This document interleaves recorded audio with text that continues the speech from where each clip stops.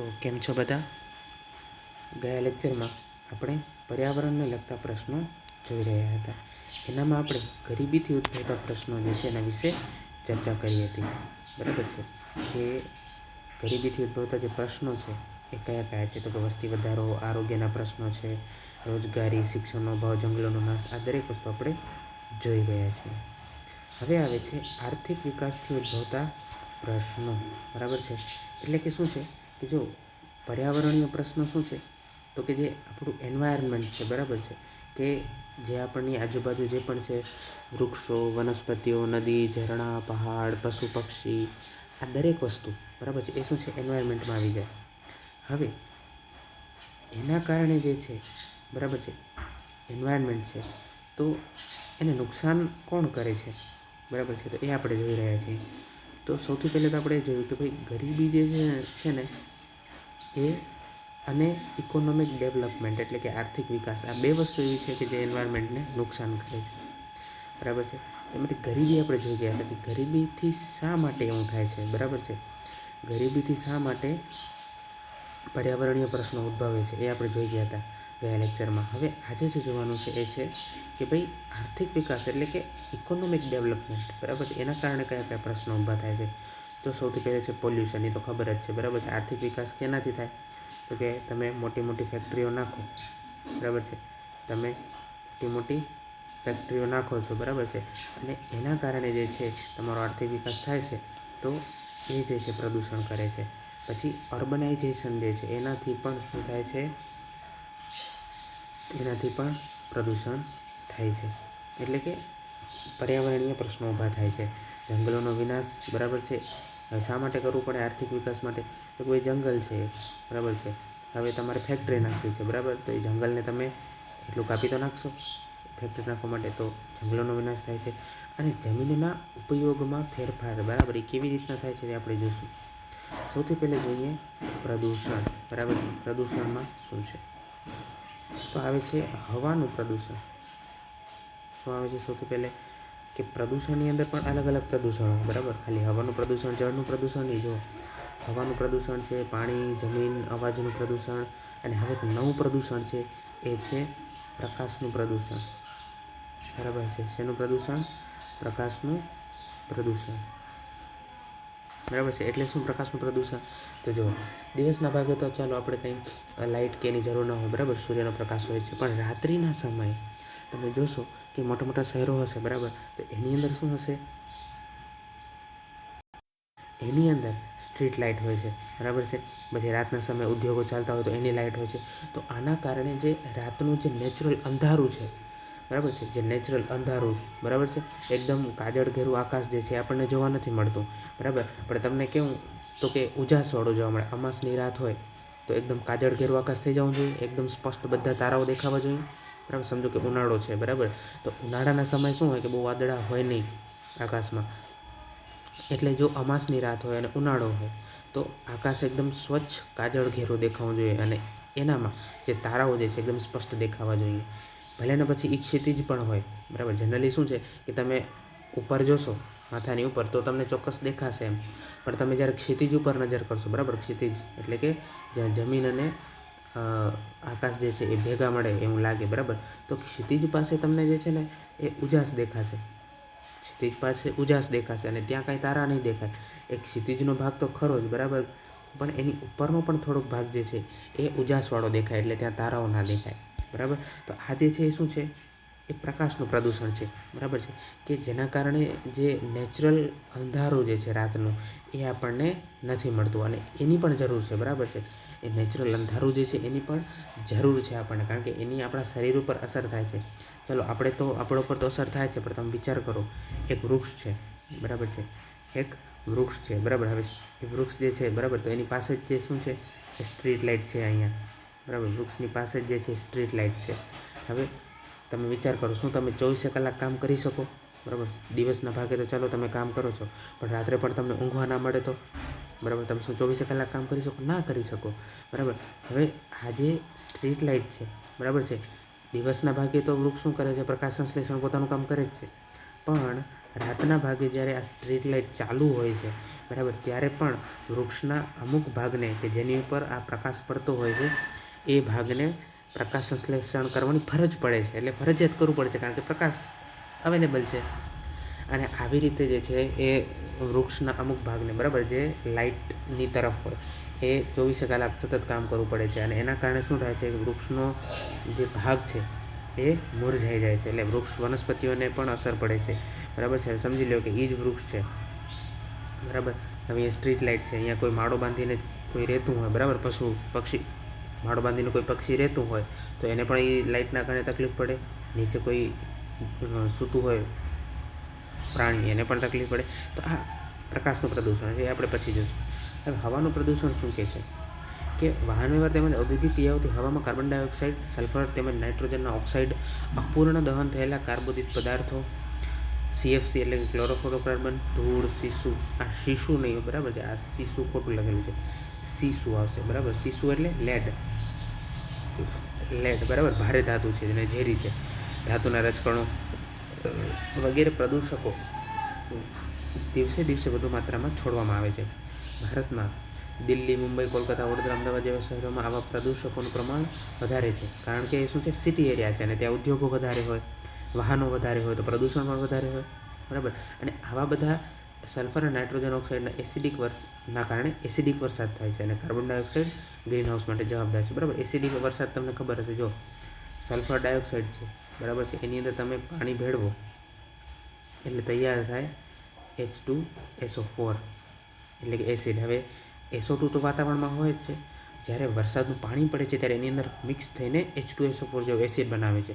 અને જો નાઇટ્રોજનના ઓક્સાઇડ હોય તો HNO3 બનાવે છે, બરાબર છે.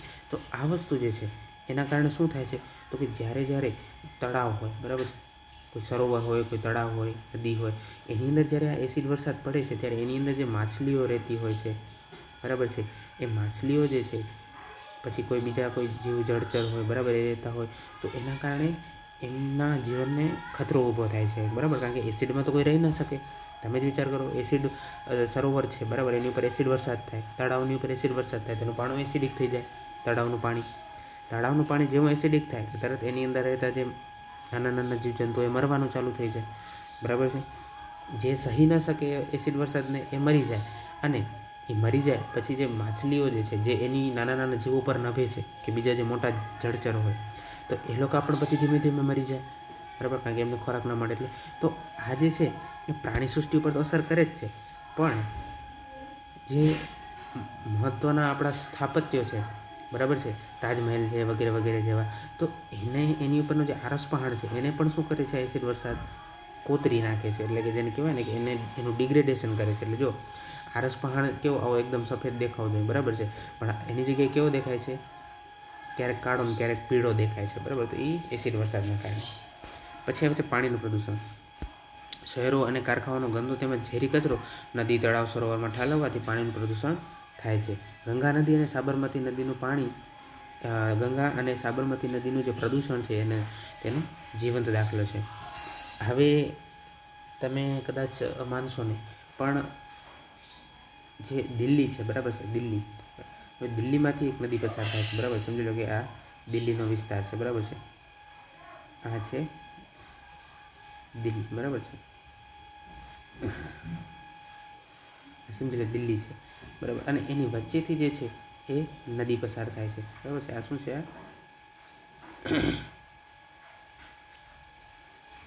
આ નદી છે, બરાબર છે, આ નદી, બરાબર. હવે આ દિલ્હી જે છે, બરાબર છે, એની પાણીની જરૂરિયાત કોણ પૂરી પાડે છે? આ નદી પૂરી પાડે છે, બરાબર. આ નદી પૂરી પાડે છે. હવે તમે કહો કે આ દિલ્હી જે છે શહેરનો જે જળ બોર્ડ છે, બરાબર, જે હોય ને વોટર બોર્ડ કે જે પાણી પુરવઠા વિભાગ, એ પાણી ક્યાંથી લેતું હશે પીવા માટે, બરાબર.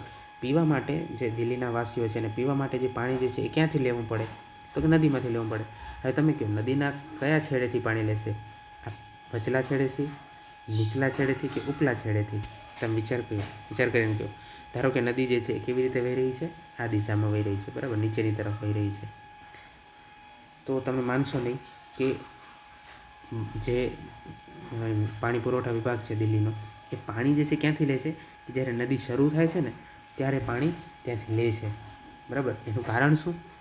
તો કે નદી જેવી દિલ્હીમાંથી પસાર થઈને બહાર નીકળે છે ને ત્યારે એનું પાણી એટલું પ્રદૂષિત થઈ ગયું હોય છે કે પાણીનો કલર બ્લુમાંથી રીતસર કાળો પડી ગયો હોય છે, બરાબર. રીતસર જે છે જ્યારે બહાર નીકળે છે ને ત્યારે એકદમ કાળો થઈ ગયો હોય છે, બરાબર. એવી રીતનું શા માટે? કારણ કે જે દિલ્હીમાં જે ઉદ્યોગો છે, બરાબર છે, એ પોતાનું જે પાણી જે છે, બરાબર છે, એ નદીમાં ઠાલવે છે. આ નદીમાં, બરાબર, ઉદ્યોગો છે, પછી જે કચરો જે છે, સુએજ જે હોય ને બધો એ મળનો કચરો બધું એ આ નદીમાં ઠાલવે છે. અને એના કારણે એટલી બધી ખરાબ થઈ જાય છે નદી કે અહીંયા જ્યારે પહોંચે છે નદી ત્યારે એ પાણી પીવા લાયક રહેતું નથી. પીવા લાયક તો ચાલો છોડો, નાહવા લાયક પણ નથી રહેતો. એટલા માટે ત્યાંથી આગળથી લે છે, બરાબર. તો આ પ્રદૂષણ છે, બરાબર છે. હવે એના કારણે કયા કયા શું કહેવાય પ્રોબ્લેમ્સ થાય આપણને? તો કે પાણીથી ફેલાતા રોગોમાં વધારો થાય, દરિયાઈ જીવસૃષ્ટિ પર ખરાબ અસર થાય, શુદ્ધ પાણીના સ્ત્રોતમાં ઘટાડો થાય. તમે વિચાર કરો, જો કે આપણી પાસે સમજો કે એક જ નદી છે, ધારો કે આપણા આખા ભારતમાં એક જ નદી છે, બરાબર, કે જેનું પાણી આપણને પીવા માટે કામ આવે છે. હવે તમે વિચાર કરો કે આ પાણીની અંદર તમે કોઈ કચરો નાખો છો, કોઈ ઇન્ડસ્ટ્રીયલ વેસ્ટ નાખો છો, તો આ આખું પાણી જે છે એ ખરાબ થઈ જાય કે નહીં? પછી પીવા લાયક ન રહે. તો શુદ્ધ પાણીના સ્ત્રોતમાં શું થાય? ઘટાડો. જ્યારે એ પાણી જે છે એ શુદ્ધ જ છે, બરાબર, પોતાના મૂળ સ્વરૂપે એ શુદ્ધ જ છે. જ્યાંથી સમજો કે કોઈ પર્વત છે, બરાબર છે, તો એ પર્વતમાંથી એ નદી જે છે એ નીકળી છે, બરાબર. એ પર્વતમાંથી જે છે એ નદી નીકળી છે. તો જ્યારે પર્વતમાંથી નીકળી છે ત્યારે એકદમ શુદ્ધ છે, બરાબર છે, એકદમ શુદ્ધ છે. પણ પછી જે છે એ ઇન્ડસ્ટ્રીના કારણે શહેરમાં આવે, એટલે ઇન્ડસ્ટ્રીના કારણે, સુએજ કચરાના કારણે એ બગડી જાય છે, બરાબર. તો એવી રીતના શુદ્ધ પાણીના સ્ત્રોતમાં ઘટાડો થાય છે. પાણીના શુદ્ધિકરણ એકમોની ક્ષમતામાં ઘટાડો થાય છે. પાણીમાં નાઇટ્રોજન અને ફોસ્ફરસનું પ્રમાણ વધતા તેમાં શેવાળ, બરાબર છે, નાળો જેવી દરિયાઈ વનસ્પતિનું પ્રમાણ ઘટી ગયું છે અને પાણીનું સૌંદર્ય પણ ઘટી ગયું છે. પછી આવે છે જમીનનું પ્રદૂષણ. કારખાનાઓનો ઔદ્યોગિક કચરો જમીન પર પાથરવાથી જમીનનું પ્રદૂષણ વધ્યું છે. આવા કચરામાં પાણી ભરવાથી રાસાયણિક તત્વો પાણી સાથે જમીનમાં ભળે છે અને જમીનને બગાડે છે.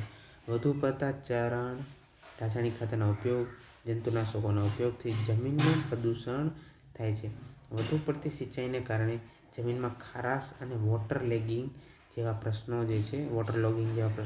ઉદ્ભવે છે. ઈંટો બનાવવાનો ઉદ્યોગ, ખાણ અને કોરી ઉદ્યોગમાં પણ જમીનની ફળદ્રુપતા ઓછી થઈ જાય છે. પછી આવે છે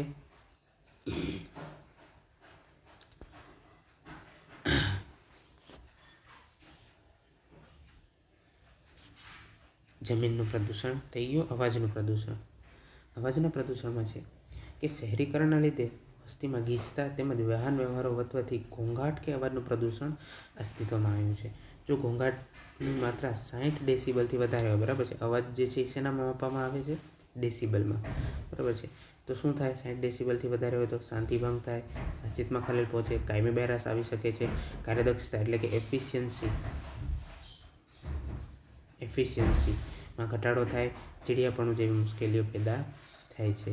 દિલ્હી, ચેન્નઈ, મુંબઈ, અમદાવાદ જેવા શહેરોમાં તો ઘોંઘાટની માત્રા 80થી 100 ડેસિબલ જેટલી હોય છે. અને ખાસ તો જ્યાં વાહન વ્યવહાર હોય ને ત્યાં તો ખાસ એવી પ્રોબ્લેમ દેખાય છે, બરાબર. તો આ હતું પ્રદૂષણ, બરાબર છે. સૌથી પહેલાં આપણે પ્રદૂષણ જોયું.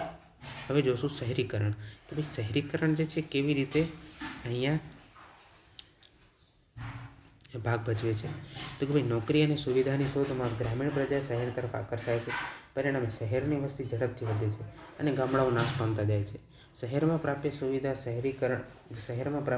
શહેરીકરણના પ્રમાણમાં વધતી નથી. એટલે જો શું કહેવામાં આવે છે, ધારો કે એક શહેર છે, બરાબર છે, એની અંદર અત્યારે બધી જ સુવિધા છે, બરાબર છે. અત્યારે આ છે શહેર, એની અંદર 100 લોકો, સમજો 1000 લોકો રહે છે અને 1000 લોકો માટે બધી સુવિધાઓ છે. પાણી, ઘર, નોકરી, બરાબર છે, ખાવાનું, અનાજ, પછી બીજી સુવિધાઓ બધી છે. હવે ધારો કે બહારથી, બરાબર છે, એટલે સમજો કે ગામડામાંથી અહીંયા આવ્યા બીજા 1000 લોકો. હવે ટોટલ થઈ ગયા 2000, પણ 2000 લોકોના પ્રમાણમાં સુવિધાઓ જે છે એ એટલી નથી વધી, બરાબર છે. શહેરમાં પ્રાપ્ય સુવિધા શહેરીકરણના પ્રમાણમાં વધતી નથી, બરાબર છે. એટલે શહેરીકરણ તો થાય છે ઝપાટે, એકદમ રેપિડ, પણ જે સુવિધાઓ જે છે એ એના પ્રમાણમાં એટલી વધતી નથી. આથી શહેરમાં ગંદા વિસ્તાર અને ઝૂંપડપટ્ટી વધતા જાય છે. આ ઝૂંપડપટ્ટીમાં ગટર, પાણી, કચરાના નિકાલની યોગ્ય વ્યવસ્થાના અભાવે ગંદકી અને રોગોનું પ્રમાણ વધે છે. જેમ કે શહેરીકરણના લીધે કયા પ્રશ્નો ઉદ્ભવે? તો કે શહેરીકરણના લીધે વસવાટનો પ્રશ્ન, ખોરાકની પૂર્તતા, પાણી, વીજળી, વાહન વ્યવહાર, શાંતિ અને સલામતી, આ દરેક પ્રકારના પ્રશ્નો ઉદ્ભવે છે.